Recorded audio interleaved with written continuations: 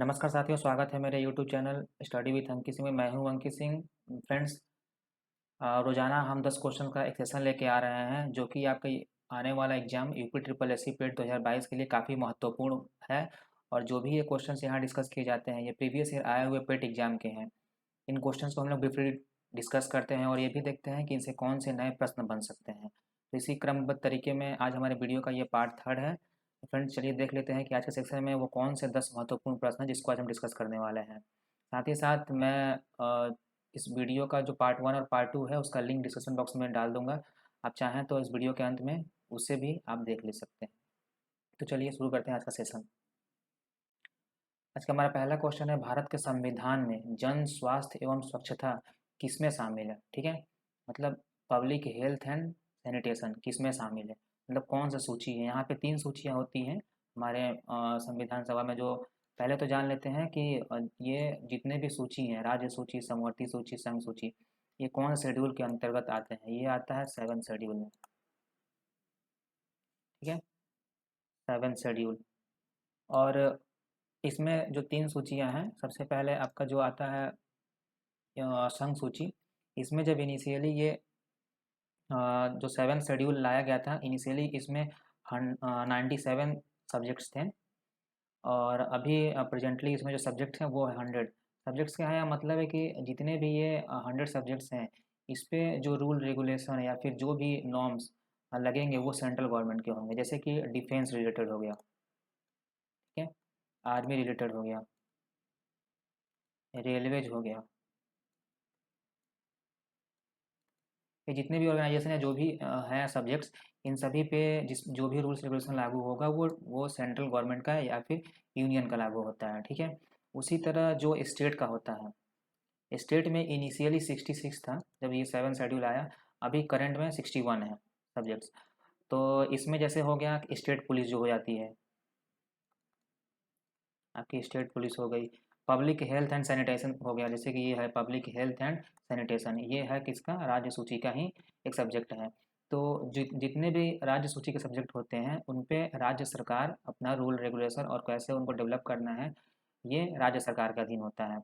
और समवर्ती सूची जो होता है, कंकरेंट लिस्ट जिसको कहते हैं, इसमें आपके जो सब्जेक्ट्स हैं वो 52 सब्जेक्ट्स हैं।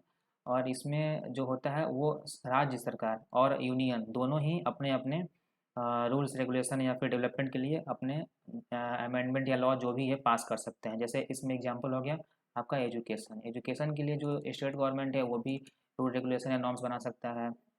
उसके मतलब अच्छी चीज़ के लिए, मतलब उसको बढ़ावा देने के लिए, एजुकेशन को प्रमोट करने के लिए।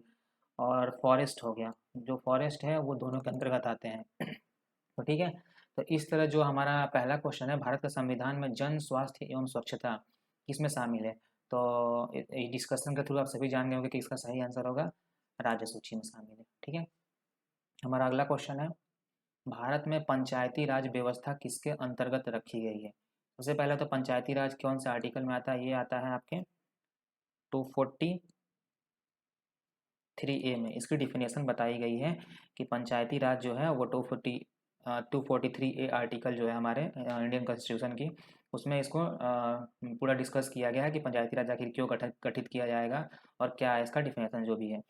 और ये जो लाया गया था, ये 73rd कॉन्स्टिट्यूशनल अमेंडमेंट से लाया गया था।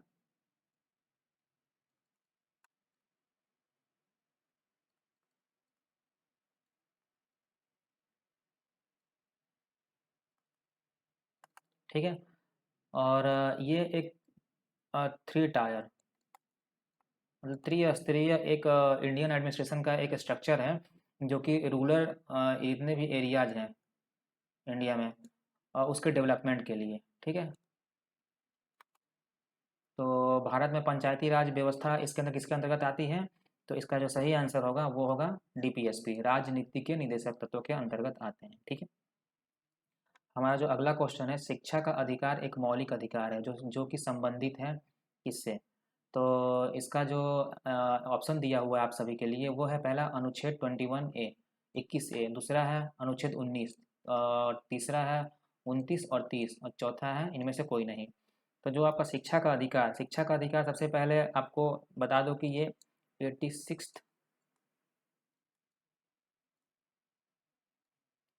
अमेंडमेंट एक्ट 2002 के तहत ये शिक्षा का अधिकार लाया गया था। और ये जो इसका आर्टिकल है वो है आपका 21A। 21A में ये दिया गया है कि जितने भी आपके जो ग्रुप है, जो एज ग्रुप हो गया 6 से 14 साल के जितने भी बच्चे हैं, उन सभी को मुफ्त शिक्षा देने का इसमें प्रावधान लाया गया था 21A में, जो 86वें संविधान संशोधन के तहत ये लाया गया था। ठीक है। तो उसके बाद इसमें जो एक चीज़ और देख लेते हैं, जो ये 21A है, ये तो 86 अमेंडमेंट से लागू किया गया। जो 21 है, ए है सिर्फ 21। जो आर्टिकल 21 है वो प्रोटेक्शन ऑफ लाइफ, यानी जीवन का जो आपकी सुरक्षा जितने भी हैं, प्रोटेक्शन ऑफ लाइफ,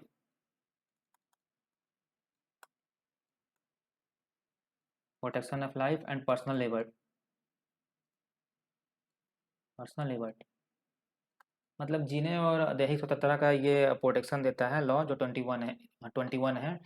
और आर्टिकल जो आपका 19 है वो क्या है, आप सभी को पता है कि ये freedom of speech and expression है। इसके अंतर्गत भी 6 इसके सब पार्ट्स हैं। जैसे कि कोई भी अपना जो सिटीजन है इंडिया का, वो किसी भी पार्ट में भ्रमण कर सकता है, रह सकता है, उसको बोलने की आज़ादी है। एक क्या कहला, जैसे कि आप कह सकते हैं कि ग्रुप्स फॉर्म करने का मतलब कि उसको आज़ादी है, लेकिन वो जैसे कि किसी ऐसे चीज़ में ना लिप्त हों कि जिससे कि संविधान या फिर किसी दूसरे सिटीजन को उस तरह किसी तरह की परेशानी उत्पन्न हो सके। ठीक है। तो ये आपका freedom of speech and expression है 19 में। और जो आपका 29 है, 29 में इसमें दिया गया है कि जितने भी माइनॉरिटीज़ हैं, अल्पसंख्यक हैं हमारे कंट्री में, इंडियन टेरिटरी में, ठीक है, उन सभी का प्रोटेक्शन ऑफ इंटरेस्ट, यानी कि उनका जो कल्चर है, उनकी अगर कोई भाषा है, उनका कोई अगर स्क्रिप्ट है, तो वो उसके लिए एक रिजर्व, खुद को रिजर्व कर सकते हैं, या फिर खुद के प्रोटेक्शन के लिए उनको ये सुविधा दी जाती है, या उनको फ्रीडम है कि खुद को कल्चर, खुद की स्क्रिप्ट, खुद की लैंग्वेज को वो रिजर्व मतलब प्रोटेक्ट कर सकते हैं, बजा बचा सकते हैं। ठीक है। और जो तीसवा है कि अगर इस तरह का कोई अल्पसंख्यक है और उनको ये आज़ादी है कि वो एजुकेशनल इंस्टीट्यूट फॉर्म कर सकते हैं और चला सकते हैं। ठीक है। जैसे मदरसे आ जाते हैं जिसमें मुस्लिम बच्चों के कम्युनिटी को पढ़ाया जाता है, एजुकेशन दिया जाता है। ठीक है। तो वो उनकी जो ये फ्रीडम है वो आर्टिकल 30 के ही अंतर्गत आता है।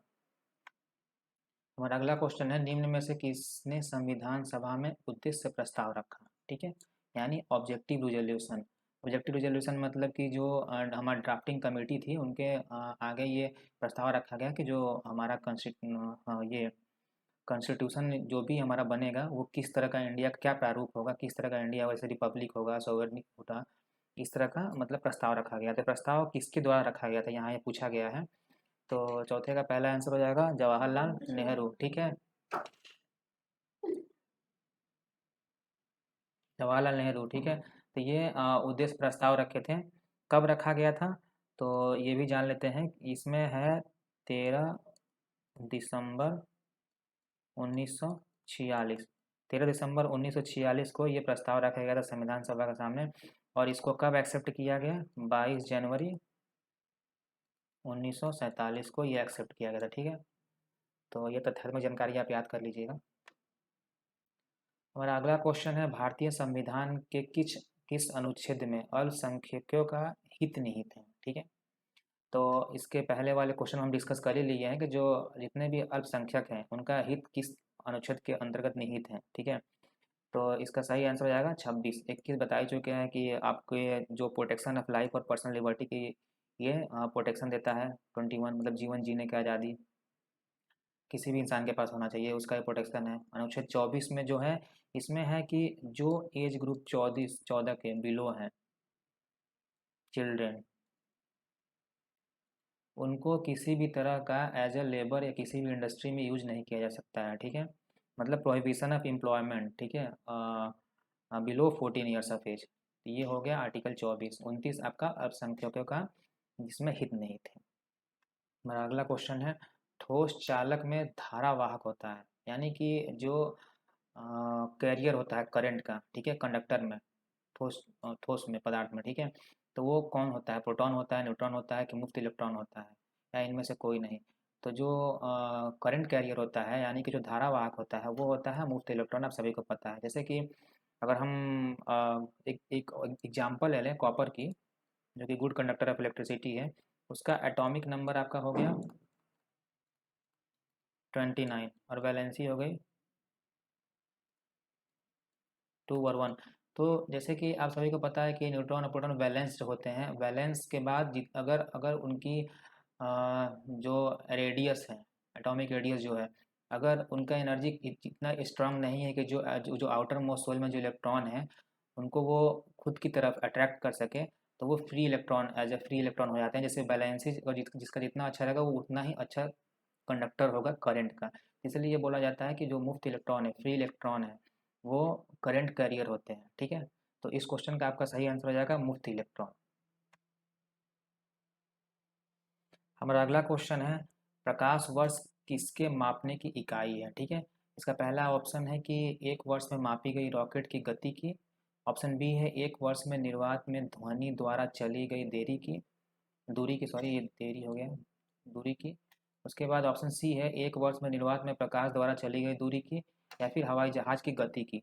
तो जो प्रकाश वर्ष होता है, लाइट ईयर होता है, वो होता है किसका, डिस्टेंस ट्रेवल बाय लाइट। मतलब जो एक वर्ष में निर्वात यानी वैक्यूम में जो प्रकाश चलता है, प्रकाश की दूरी तय करता है, उसको एक प्रकाश वर्ष कहा जाता है। जैसे कि 1 लाइट ईयर कितना हो जाता है, अगर किलोमीटर की बात करें तो 9.461 इंटू 10⁻12 किलोमीटर दूरी हो जाता है। ठीक है, और स्पीड ऑफ लाइट तो आप सभी को पता है वैक्यूम में, स्पीड ऑफ लाइट वैक्यूम में है 3 × 10⁸ मीटर पर सेकंड। ठीक है, तो एक लाइट ईयर कितने किलोमीटर के बराबर होता है, 9.461 × 10⁻12 किलोमीटर के बराबर होता है। और ये क्या होता है, वैक्यूम में यानी निर्वात में जो प्रकाश द्वारा दूरी तय की जाती है एक साल में, उसी को एक प्रकाश ईयर कहा जाता है। तो इसका आंसर सही हो जाएगा ऑप्शन सी। आठवां है ब्लीचिंग पाउडर का रासायनिक नाम यह भी है। मतलब कौन कौन से हैं, जैसे कैल्शियम सल्फेट CaSO4, ठीक है, calcium oxy fluoride fluoride sorry CaOCl2, ठीक है, सोडियम बाइकार्बोनेट NaHCO3 इसका फार्मूला हो गया। ये है सोडियम क्लोराइड NaCl जो आपका नमक है। तो ब्लीचिंग पाउडर का जो रासायनिक नाम है वो है कैल्शियम ऑक्सीक्लोराइड, सी, ठीक है, CaOCl2 ब्लीचिंग पाउडर का रासायनिक नाम है। आपका अगला क्वेश्चन है 18 कैरेट सोने में खरे सोने की प्रतिशत, यानी मतलब जो 18 कैरेट गोल्ड है उसमें प्योर गोल्ड कितने परसेंट होते हैं। ठीक है, जो प्योर गोल्ड होता है 18 कैरेट के सोना में वो होता है 75%। इस तरह अगर 24 कैरेट की बात करते हैं, इसमें जो प्योरिटी होती है वो 99.9% होती है। इसीलिए वो लोग कहते हैं कि 24 कैरेट की जितने भी जो भी 24 कैरेट के गोल्ड होते हैं उनसे ऑर्नामेंट नहीं बन सकते हैं। उसमें कुछ तरह के मिक्सचर जरूर ऐड करने पड़ते हैं ताकि उनको एक कोई शेप दिया जा सके। ठीक है, तो जैसे कि 22 कैरेट का प्योर गोल्ड हम लोग मानते हैं जो भी ज्वेलरी जब परचेज करने जाते हैं। तो इसमें सोने की जो वो होती है, प्योरिटी होती है, मतलब जो प्योर गोल्ड होता है वो 91.67% होता है। उसी तरह 18 कैरेट की बात हो गई। उसके बाद 14 कैरेट का एक गोल्ड होता है जिसमें प्योरिटी हो जाती है आपकी 58.5% की। ठीक है, हमारा अगला क्वेश्चन है और बहुत ही आसान क्वेश्चन है कि संतरे में बहुतायत में होता है, यानी कि क्या अबंडेंस होता है, तो विटामिन सी होता है। ठीक है, तो आप सभी को पता होगा। तो ये था आज का हमारा 10 क्वेश्चन का सेशन। आप सभी को कैसा लगा कमेंट में ज़रूर बताइएगा। अगर आपको वीडियो पसंद आया होगा तो लाइक शेयर ज़रूर करिएगा और चैनल को सब्सक्राइब बिल्कुल करें। Thank you.